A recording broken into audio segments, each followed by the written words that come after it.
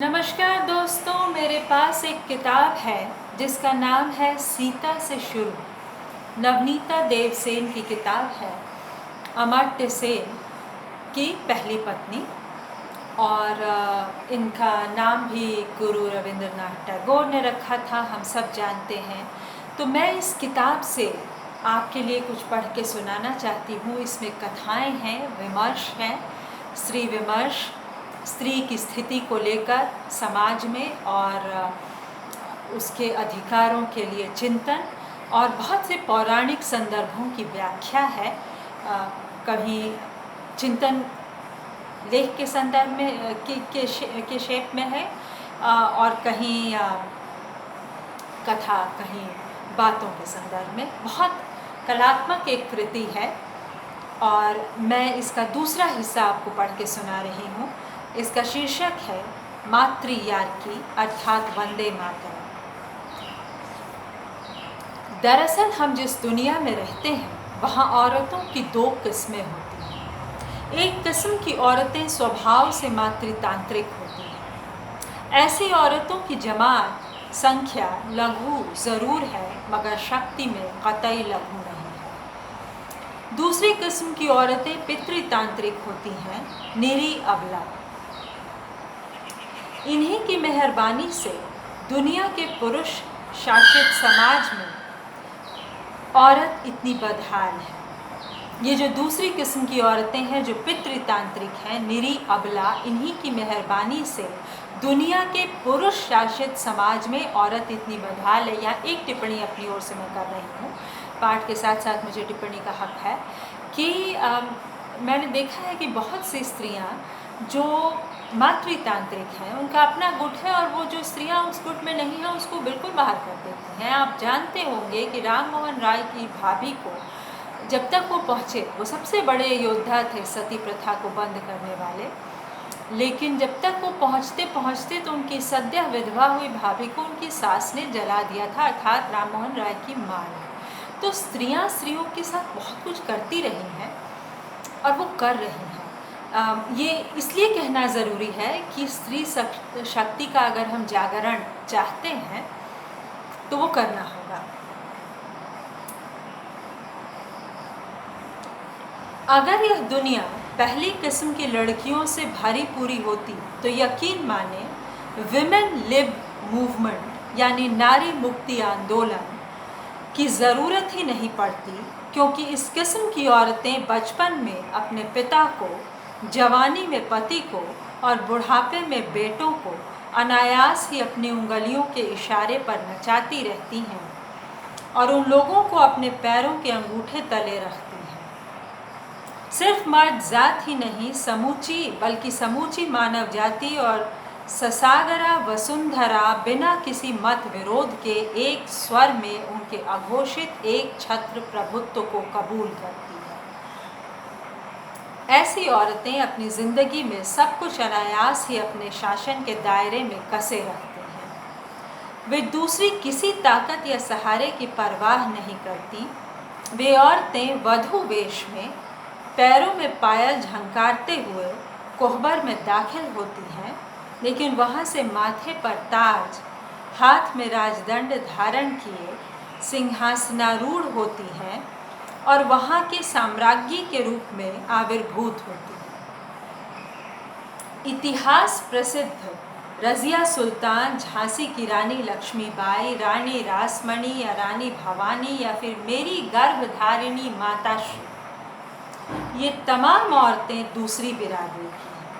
ये औरतें हम औरतों से बिल्कुल अलग थलग किसी और ही माल मिट्टी से निर्मित हैं। हाँ, तो मेरी माताश्री ने भी किसी बात की रत्ती भर परवाह नहीं की, बिल्कुल अलग ही मिट्टी की बनी हुई। समाज या सरकार उनके लिए कोई मायने नहीं रखती। यहाँ तक कि सूरज चाँद भी उनकी नज़र में अति तुच्छ है। सौर नियंत्रित 24 घंटों में बंधे बधाए वक्त को भी मेरी मातुल ने कतई अहमियत नहीं दी। उनका जब मन करता है वे सो जाती हैं, जब चाहती हैं जागती रहती हैं। अगर वे कोई किताब पढ़ रही होती हैं तो दुनियादारी या घर गृहस्थी की और ज़रूरतें या तकाज़े इसी बात पर निर्भर हैं कि वह किताब कितनी दिलचस्प है। अरे हटो, घड़ी को मैंने ख़रीदा है या घड़ी ने मुझे ख़रीद रखा है? कौन किसका नियंता है? अस्तु, घड़ी उनकी जर खरीद गुलाम है, महाकाल भी उनका खरीदा हुआ चाकर है। मेरी माँ कम से कम अपने होशो हवास में काल की मर्जी मुताबिक चलने को हरगिज़ राज़ी नहीं। कहते हैं भारतवर्ष में गणतंत्र राज है, मगर हमारे घर में घोर रानी तंत्र का राज है।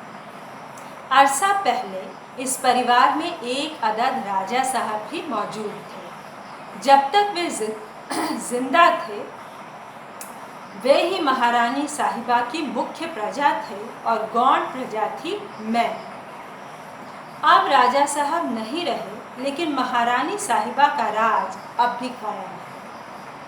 उनकी 2 सखियां भी कायम दायम हैं, यानी फितनासी 2 शहजादियां। उन दोनों का ट्रेनिंग पीरियड चल रहा है। फिलहाल मेरी दोनों बेटियां रानी साहिबा के प्रशिक्षण में अप्रेंटिस हैं, यानी सहायिका।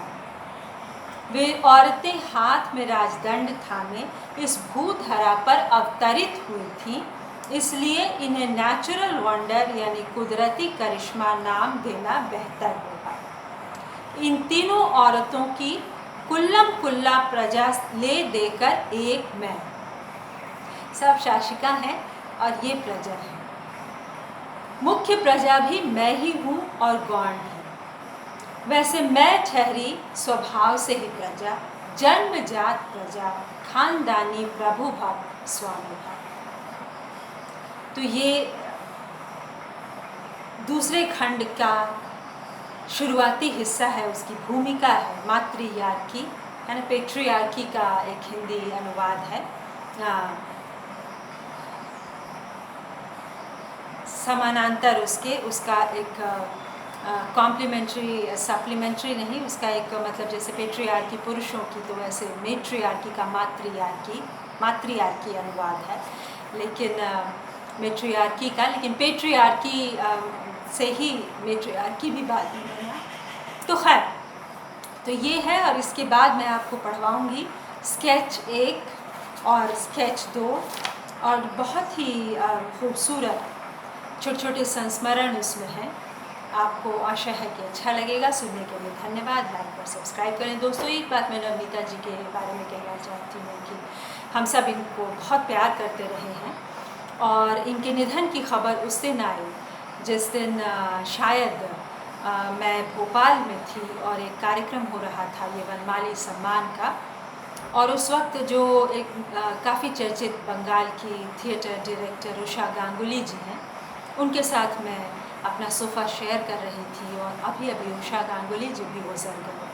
तो इन दोनों पुण्यात्मा को मैं नमन करते हुए अपनी बात यहाँ समाप्त करती हूँ अभी के लिए, और आगे उस किताब से आपको फिर पढ़ के सुनाऊँगी।